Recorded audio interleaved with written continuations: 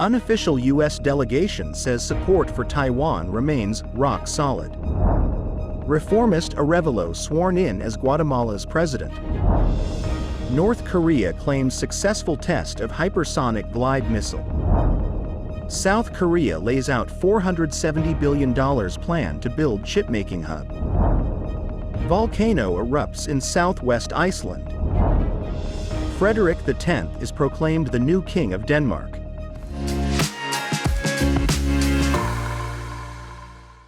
Hello, I'm Wade Lee. Thank you for joining us on Funday News. It is Tuesday, January 16th, and here are your top stories. Former senior U.S. official reaffirmed rock-solid American support for Taiwan in a visit on Monday.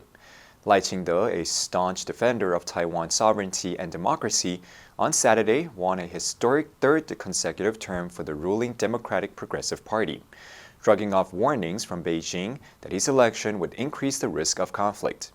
In keeping with past U.S. practice, the Biden administration dispatched an unofficial delegation to Taiwan following the election to meet the island's current and incoming president.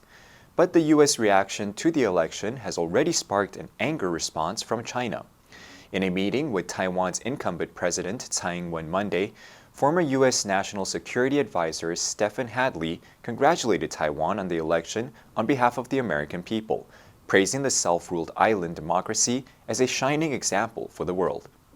The visit came after U.S. Secretary of State Antony Blinken on Saturday congratulated Lai on his win and Taiwan's people for once again demonstrating the strength of their robust democratic system and electoral process. In a statement, Blinken said the U.S. looks forward to working with Lai and Taiwan's leaders of all parties to advance our shared interests and values, and to further our long-standing unofficial relationship. On Sunday, China's foreign ministry said the statement seriously violates the One China principle, and U.S. promises to only maintain cultural, commercial, and other unofficial ties with Taiwan.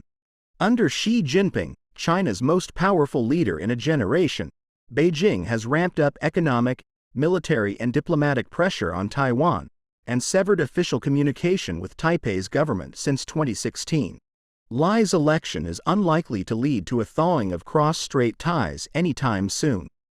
Bernardo Arevalo was sworn in as Guatemala's president on Monday, minutes after midnight, despite months of efforts to derail his inauguration, including foot-dragging and rising tensions right up until the transfer of power.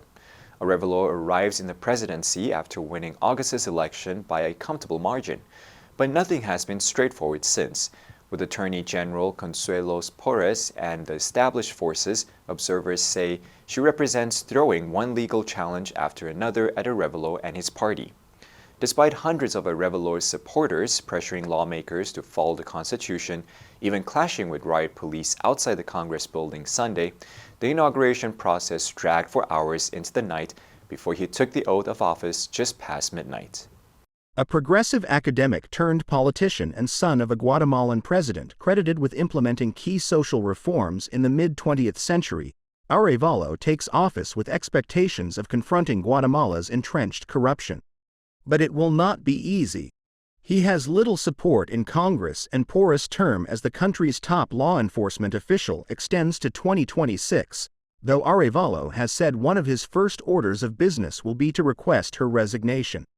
The Leadership Commission tasked with doing that was packed with old guard opponents of Arevalo, and the delay was seen as a tactic to draw out the inauguration and weaken Arevalo. North Korea on Monday claimed to have again tested a missile that could become one of the world's fastest and most accurate weapons, with the potential to ultimately be fitted with a nuclear warhead.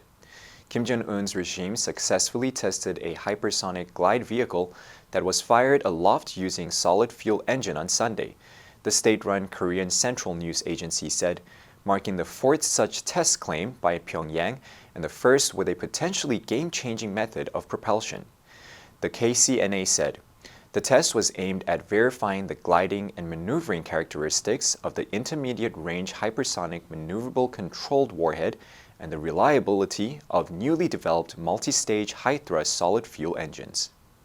South Korea's Joint Chiefs of Staff, JCS, said the missile flew about 1,000 kilometers before landing in the waters off the east coast of the Korean peninsula on Sunday afternoon. The JCS said, "The launch was a clear provocation that seriously threatens the peace and security of the Korean peninsula." According to experts, missiles with hypersonic glide vehicles can theoretically fly at many multiples of the speed of sound and can be very maneuverable in flight, making them almost impossible to shoot down. According to the South Korean military, North Korea first tested a hypersonic missile on September 28, 2021, followed by 2 further tests in early January 2022. But Sunday's test showed a jump in North Korean technology.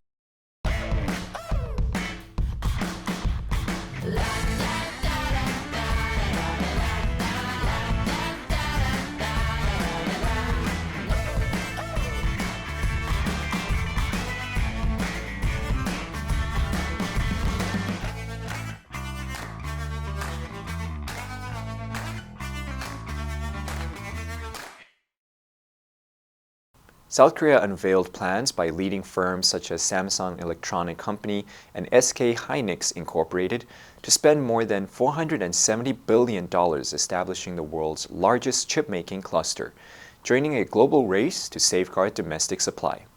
The government on Monday outlined a blueprint involving investments of 622 trillion won from the private sector in the years leading up to 2047. They will spend the money to build 13 new chip plants and 3 research facilities on top of an existing 21 fabs. Spanning Pyeongtaek to Yongin, the area is expected to be the largest in the world, capable of producing 7.7 million wafers monthly by 2030. The envisioned investment is up sharply from when Seoul first unveiled Samsung's and Hynix's plans in 2023. Korea's government, which works closely with private firms on national imperatives, has been boosting its support for a domestic chip sector that accounts for about 16% of total exports. It's pledged to protect a linchpin of its economy while grappling with rising global competition. As Japan and Taiwan aggressively invest in their own chip sectors, the Korean government is committing to extending big tax breaks to local chip firms. As part of the 2-decade plan, Samsung and Hynix are set to build their most sophisticated chip plants at home. The overarching ambition is to improve the country's self-sufficiency in semiconductors, while increasing its market share of global logic chip production to 10% by 2030 from 3% now.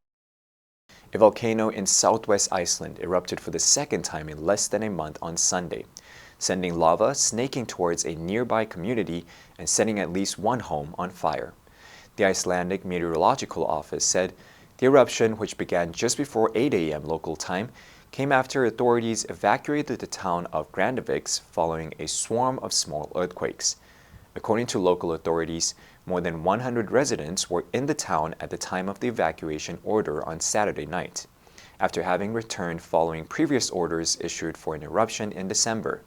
Hours later, a second fissure opened near the edge of town and lava crept towards the homes.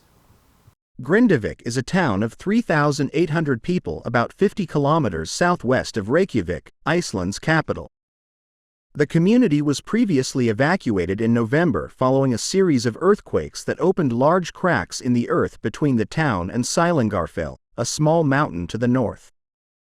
The nearby Blue Lagoon geothermal spa, one of Iceland's biggest tourist attractions, also closed temporarily. Before last month's eruption, the Svartsengi volcanic system north of Grindavik had been dormant for around 780 years. The volcano is just a few kilometers west of Fagradalsfjall, which was dormant for 6,000 years before flaring to life in March 2021. Iceland, which sits above a volcanic hotspot in the North Atlantic, averages 1 eruption every 4 to 5 years.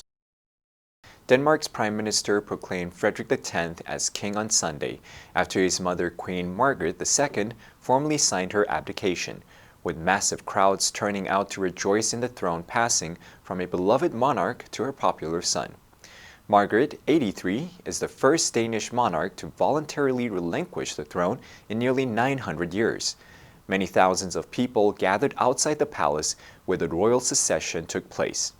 The mood jubilant at the Nordic nation experienced its first royal succession in more than half a century, and one not caused by the death of a monarch. Wearing a magenta outfit, Margaret signed her abdication during a meeting with the Danish cabinet at the Christiansborg Palace, a vast complex in Copenhagen that has been the seat of Danish power for centuries. Prime Minister Mette Frederiksen next proclaimed Frederick king from the balcony of the palace before many thousands of subjects of a kingdom where the trappings of royalty are mostly symbolic in today's modern era of constitutional democracy. Frederiksen read the proclamation 3 times, which is the tradition, as Frederick stood beside her wearing a ceremonial military uniform adorned with medals. He was then joined on the balcony by the new, Australian-born Queen Mary and the couple's 4 children, and the crowd spontaneously sang the national anthem. "My hope is to become a unifying king of tomorrow," Frederick said. "It is a task I have approached all my life." Denmark's monarchy traces its origins to 10th century Viking king Gorm the Old, making it the oldest in Europe and one of the oldest in the world. The answer for yesterday was C, breakaway. 16 members of parliament have formed a breakaway group. Did you answer correctly? Now, let's delve into the news of volcano erupts in southwest Iceland. Number 1, meteorological, 气象学的. Meteorological data suggests an approaching cold front, bringing cooler temperatures and a chance of scattered showers tomorrow. Number 2, eruption, 喷发. Volcanic ash showered down on the town after the eruption. Number 3, edge, 边缘. They had brought the country to the edge of disaster. Next, we have a multiple choice question for everyone to practice.